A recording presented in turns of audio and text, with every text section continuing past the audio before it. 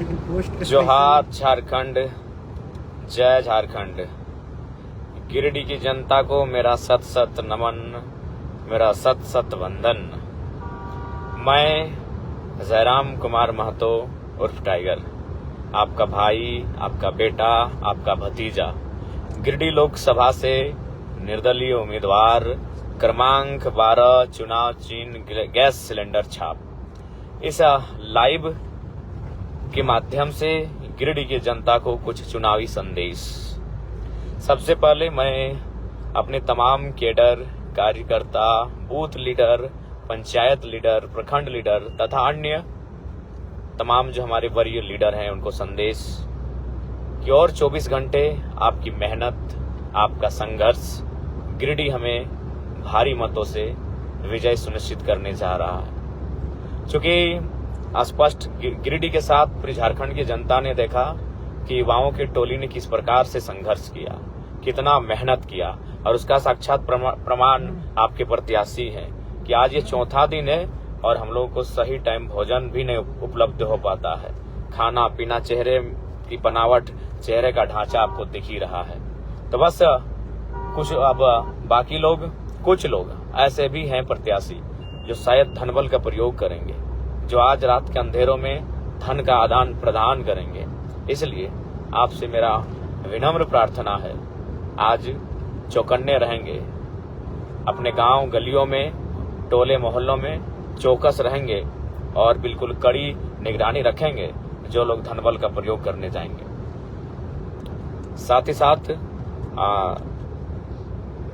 हमें वोट देने को लेकर कुछ प्रत्याशियों के दलालों द्वारा महिला दीदी लोग को धमकाया जा रहा है, महिला दीदी लोग को डराया जा रहा है कि राशन गांव के लिए सरकार की विशेष योजना है। नारी सशक्तिकरण को लेकर सरकार की एक विशेष पहल है और वह उस लाभ से आपको वंचित कोई नहीं कर सकता है। अगर कोई जिला परिषद मुखिया टाइप का नेता अगर आपको धमकी देता है तो उस धमकी को आप सिरे से खारिज करें, ये आप सभी से हमारा नम्र निवेदन है। और निश्चिंत, और एक बात देखिए कि जब ये लोग इतना डरा रहे हैं और बार बार अगर ऐसे लोग जीत कर आएंगे, अगर जीतेंगे तो आपके साथ किस प्रकार का व्यवहार होगा। इसलिए डरिए मत, आपका बेटा, आपका भाई, आपका भतीजा खड़ा है, आप हमें ताकत दीजिए, हम आपकी ताकत बनेंगे। और साथ ही साथ संदेश ये भी देंगे कि हम लोग किसी भी बूथ में बूथ खर्च उपलब्ध नहीं करा पाए हैं, अतः जो भी हमारे पंचायत के साथी हैं जो कि वहां अगर कुछ खर्च वहन होता है तो प्रयास कीजिएगा अपने स्तर से इस खर्च का वहन करने का। क्योंकि ये लड़ाई वैचारिक है, ये लड़ाई अभाव से निकलकर एक स्वभाव की लड़ाई है। इसलिए आप सभी से मेरा विनम्र प्रार्थना होगा। और बहुत जगह ऐसा हुआ शेड्यूल, चूंकि आपको मालूम है कि गिरिडीह लोकसभा एक बहुत बड़ा लोकसभा है। बहुत इसका एक कोना गांडे के सिरे से स्टार्ट होता है और एक कोना पुरलिया बंगाल के झालदा में सट के खत्म होता है। तो बहुत ही बड़ा गिरिडीह लोकसभा है। अगर प्रत्येक बूथ तक हमारी उपस्थिति नहीं हो पाई, जहां उपस्थित नहीं हो पाए उन सभी से माफी चाहेंगे, ओखनी से माफी मांगबे जहां ना पहुंचे पा लिया। खैर वहां अगर बाद पहुंचबे, ऐसा गलो जितल बाद पहुंचबे या फिर किसी अन्य अवसर पहुंचबे, लेकिन जरूर पहुंचेंगे। और साथ ही अभी भी लोग साजिशें कर रहे हैं। कल देवेंद्र दाल को लेकर एक साजिश दिखे आपको, और अभी भी बहुत सारे लोग कोई अपने अपने वर्ग में जाकर अपने नेताओं की जो दलाली करते हैं वह दिग्भ्रमित करने का प्रयास कर रहे हैं। विशेषकर अल्पसंख्यक वर्ग, उनको इस बात को बताया जा रहा है। और कौन बता रहे हैं? एक है नेताजी हजारीबाग के पटेल जी को जाके कह रहे हैं कि जयराम बाबू जीतेंगे तो बीजेपी में चल जाएंगे। और अल्पसंख्यक समाज से हम कहेंगे कि जेपी पटेल से आपको एक सवाल करना चाहिए था। अभी वो वर्तमान में खुद बीजेपी के विधायक हैं, कांग्रेस के टिकट से भले करेंगे। हमारा व्यवहार सटीक है, हमारा आचरण अडिग है और हम लोग डट के खड़े हैं झारखंड के मुद्दों के साथ। और इसलिए अरे भाई, आज हम लोग के ऊपर 12 और 13 एफआईआर हैं, फिर भी हम लोग कहीं नहीं गए, किसी नेता के चरण धरने नहीं गए। तो इसलिए इस बात को जो अफवाह आ रही है उससे बिल्कुल सावधान रहें। बिल्कुल दीपक दा, आपके समाज के अलावे सभी समाज का और विशेषकर आपके समाज का बहुत सहयोग रहा। और बहुत बहुत धन्यवाद। और चूंकि आचार संहिता है, देख ही रहे हैं कि 2 FIR आचार संहिता में हम लोग को फिर हुआ है, तो इसलिए कोशिश कीजिएगा कि आचार संहिता का अनुपालन करेंगे और उनके तदनुसार ही जो हम लोग का चुनाव का कार्य है, वोटिंग के दिन का जो कार्य है, जो दिशा निर्देश गाइडलाइन है, उसके अनुसार ही करेंगे। इस बात से आपको हम अवगत कराना चाहेंगे। और साथ ही मैं नौजवानों से कहना चाहूंगा कि नौजवानों, आखिर आप वोट क्यों करें? आखिर आपके माता पिता जिन नेताओं को वोट करते हैं, बताइए।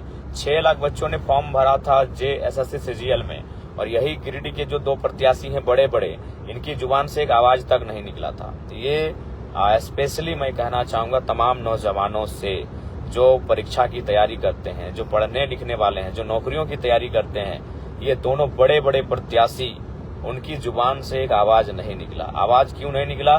ना उनके घर के बच्चे उस नौकरी की फॉर्म को भरेंगे ही नहीं। उन्हें नहीं करना है वो सरकारी नौकरी।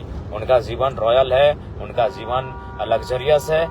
तो बताइए, मैं उन अभिभावक से भी कहूंगा, जो नेता आपके बच्चों के भविष्य को लेकर आवाज नहीं उठाए, मुखर होकर बात नहीं करे, आप उन्हें वोट देना ही क्यों? इसलिए नौजवान इस बात का जरूर ध्यान रखेंगे। जो पढ़ाई की बात करे, जो दवाई की बात करे, जो कमाई की बात करे, जो शिक्षा, स्वास्थ्य, रोजगार की बात करे, उनके साथ चलना है। इस बात को ध्यान रखिएगा, तभी झारखंड राज्य और भारत देश की पॉलिटिक्स को हम लोग बेहतर कर सकते हैं। और साथ ही साथ मैं तमाम किसान, धन्यवाद मोहम्मद तारिक दा, कुछ लोग हैं जो दिग्भ्रमित करने का प्रयास कर रहे हैं, क्योंकि उनको दिख रहा है कि ये लड़का नया लड़का है, अल्पसंख्यक समुदाय को साथ लेकर चल रहा है, अल्पसंख्यक समुदाय को टिकट दे रहा है, अल्पसंख्यक समुदाय के बेटों को अपनी पार्टी में बड़ा बड़ा पद दे।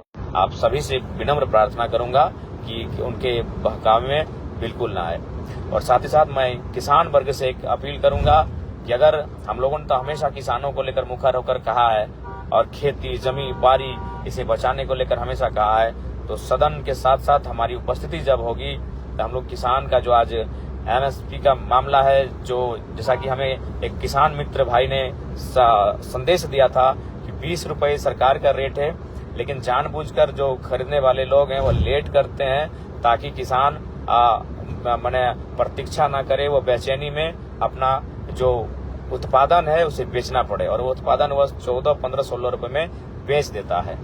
इससे क्या होता है कि जो अधिकारी हैं और जो दलाल हैं उनको फायदा होता है, ना कि किसानों को होता है। तो इन विषयों पर हम लोग मुखर रहेंगे, इन विषयों पर हम लोग किसानों के प्रति पॉजिटिव रहेंगे। इस बात के लिए हम लोग, और जाहिर सी बात है, और खासकर गैर मजरूबा, इसको लेकर भी मैंने हमेशा अपना संबोधन में बात को रखा है कि आज किस प्रकार गैर मजरूबा जमीन, जो कि एक खास किस्म की जमीन होती है, जिसको किसान के लोग जोत कोड़ करके अपने श्रम से, अपने खुदकट्टी की मेहनत से खुद कोड़ कर तैयार करते हैं, लेकिन आज उसकी रसीद नहीं काटी जा रही है।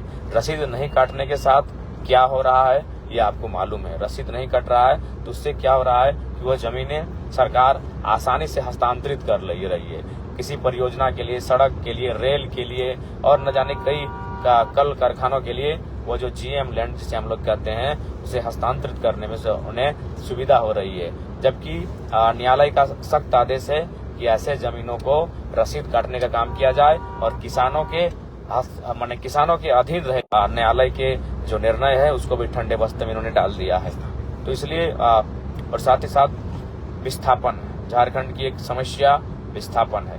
विस्थापित लोगों से भी मेरा अपील होगा कि आज विस्थापन पर मुखर होकर बोलने का काम हम लोगों ने किया है। निश्चय ही सदन में जब हम लोग जाएंगे तो इन विषयों पर बहुत ही बेहतर और गंभीर रूप से तथ्य और तर्क प्रस्तुत करेंगे, जिससे कि विस्थापित के पक्ष में बेहतर कानून बनाए जा सके।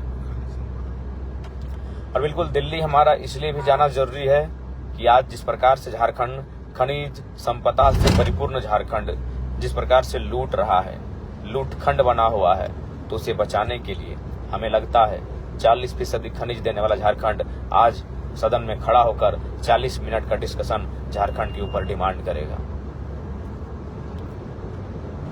बाकी आप सभी से विनम्र प्रार्थना है, विशेषकर हमारे जो केडर हैं, कार्यकर्ता हैं, संयम बरतेंगे, अनुशासनहीनता का नहीं अपितु अनुशासन का परिचय देंगे और सूझबूझ के साथ, चूंकि चुनाव हम लोग के पक्ष में है, बरकरार रखेंगे और मुझे उम्मीद है कि चुनाव हम लोग भारी मतों से जीतेंगे और गिरिडीह लोकसभा का नया अध्याय बनेंगे। वोट में चोट ना और साथ ही साथ वोट गुप्त होता है, इसीलिए लोग डराते हैं। डराने दीजिए, जो भी आपको कहता है आप उसको बोल दीजिए हम आप ही को वोट दिए हैं।